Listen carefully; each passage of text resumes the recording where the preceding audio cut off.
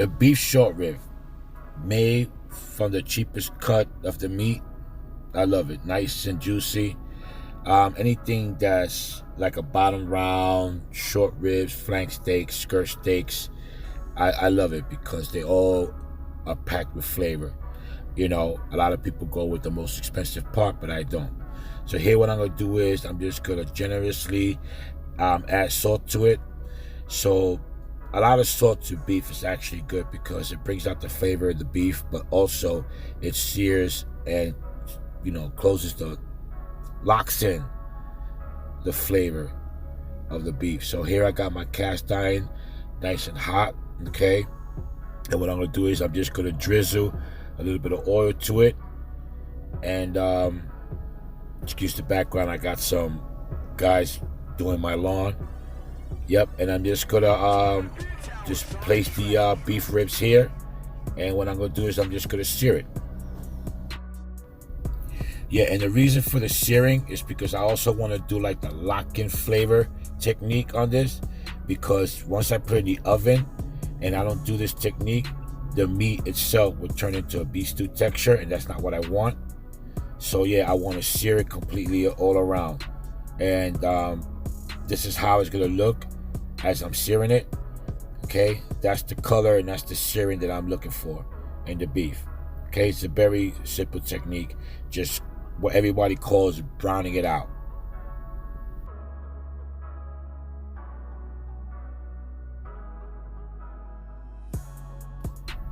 All right, just make sure that you try to render the fat by searing the fat. Make sure you cover the whole entire beef all around it. Keep it on medium high, and then eventually you're gonna bring it up to a high heat. Now what I do here, I'm putting a tablespoon of tomato paste. As you can see, I'm quickly stirring it in. This is called burning out. And the reason why I'm doing this is because since the heat is high, if you just let the tomato paste just rest there, it'll actually turn sour. So I'm just making a quick mix in there. And yeah, 1 tablespoon of tomato paste. So now what I'm going to do is I'm just going to add some red wine. Okay, it's cheap wine. This bottle here costs $5. Okay, as you can see, look, you even screw off top. Okay, you don't need to buy expensive wine.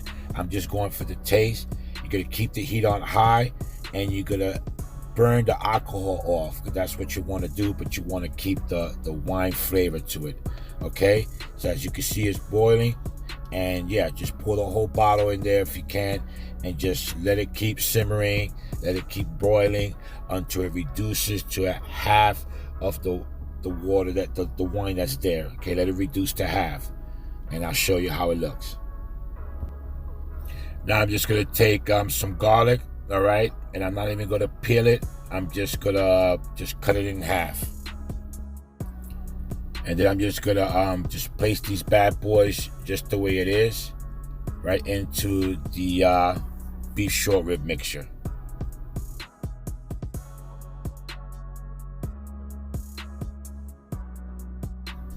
Yeah, what I want to do is I want to allow the garlic to cook and simmer inside the wine mixture, and also bake with the beef short ribs. And I'm gonna actually use that garlic later on for a little bit of saucing when it comes to my plating.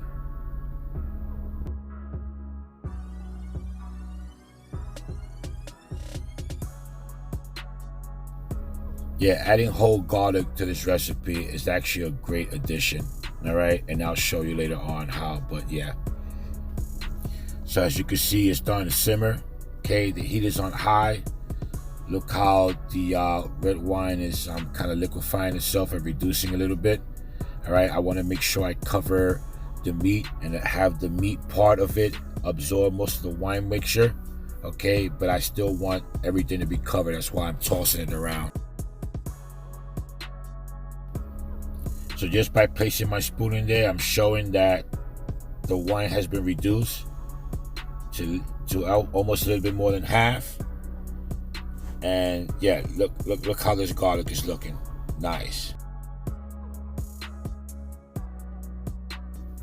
Yeah, that is the color that I'm looking for and the absorption that I'm looking for, not only in the beef, but also in the garlic. Okay?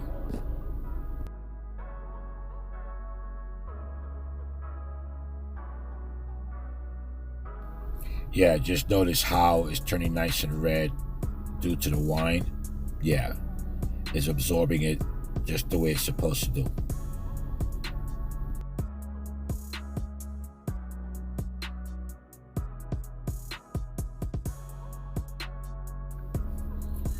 So now I'm going to add some beef stock. Chicken stock is okay. Beef stock is better, unsalted. Okay, I'm just going to throw it in there.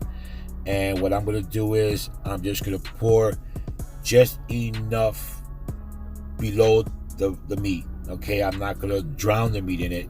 I want to expose at least an inch off the meat.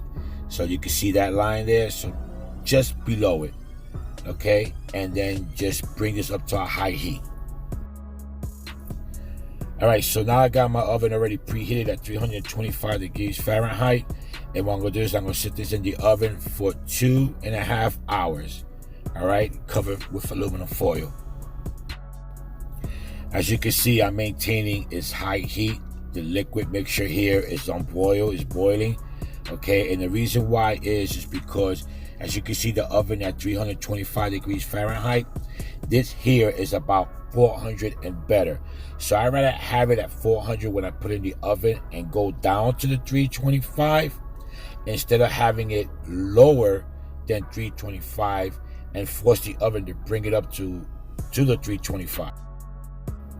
Because what happens is, if it starts to drop real quick and then slowly raises up to 325, this meat here will get destroyed and will turn into more of a beef stew texture. And that's not what I want. I want to keep it high. I want to keep the meat seared. I want to keep it nice and tender. Okay, but also not mushy. Okay, that's not what I'm looking for. 325, covered with aluminum foil, 2.5 hours, and we'll be back.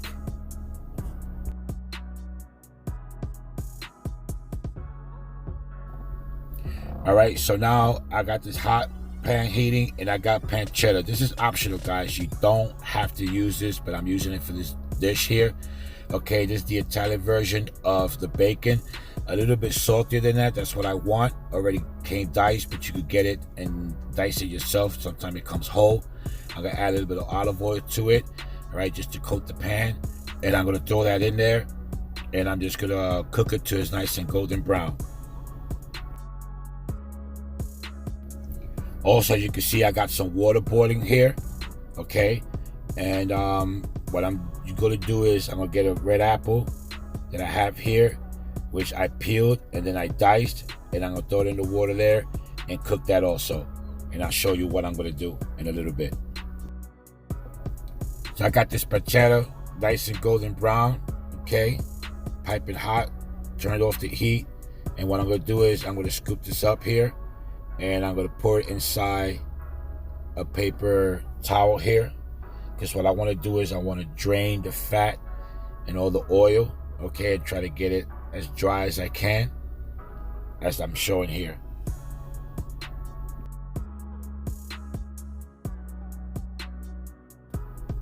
Now I'll go to my apples. The water simmering. Okay.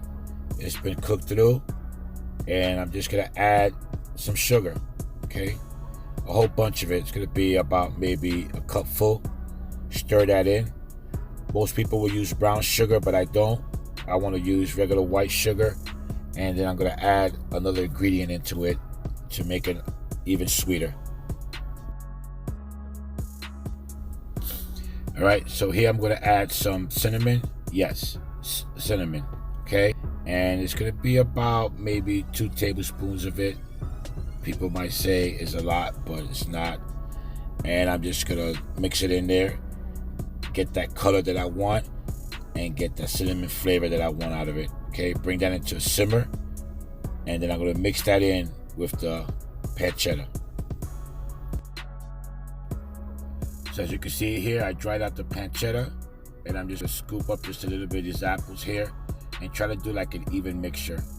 Okay, so even parts of the pancetta, even parts of the apples, a little bit of the liquid, Just mix it up, okay? And I'm gonna add that to my plating. All right, here's the moment of truth. Look, nice, okay? Nice and dark is because that's what the red wine would do to the meat, okay? And it's beautiful. This is what you want. It's nice and juicy. It actually falls off the bone. And here I'll start with my plating, okay? And I recommend this dish to everybody that likes beef and likes short ribs, likes wine, likes stock. It's very simple and very easy to make.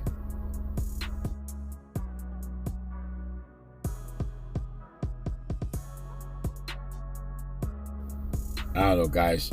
I've always liked to respect the food, so I gently put stuff on the plate, take my time on it. Okay, so it's looking real nice right now. And what I'm gonna do is I'm gonna just make some sauce on it. So let me just grab a little bit of this juice here, and I'm just gonna put it in a nice little bowl. All right, all the little bits and pieces that are in the bottom of the cast iron here. And then I'm going to show you what I'm going to do with the garlic.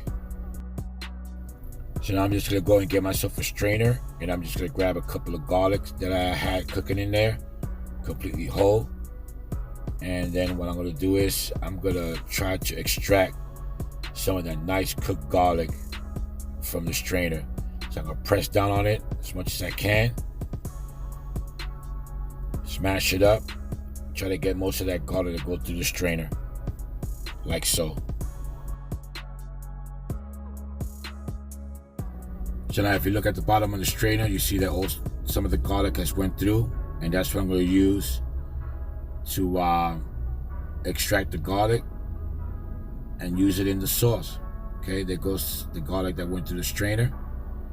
That's packed with flavor. That's what I want. All right, give it a nice little mixture there. Make sure the garlic is in there.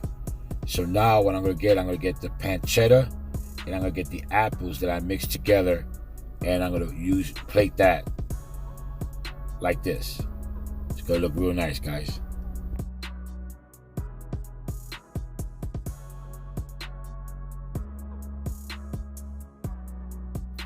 Like I mentioned before, you could be creative when it comes to plating your food. It's like a canvas, and you're the artist, okay? Look how nice it looks.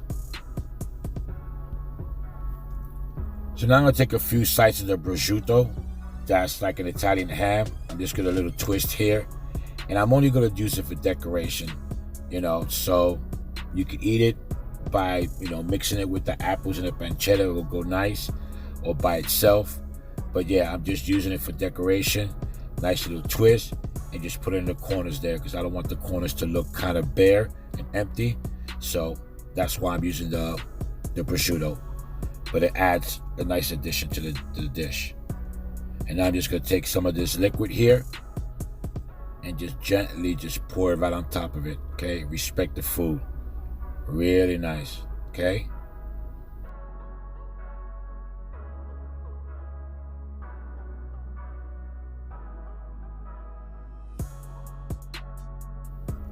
So there you have it, folks. Beef short rib with a pancetta and sweet apple side. Looking nice. Hope you guys enjoyed this video and enjoy this recipe. And remember to always respect the food.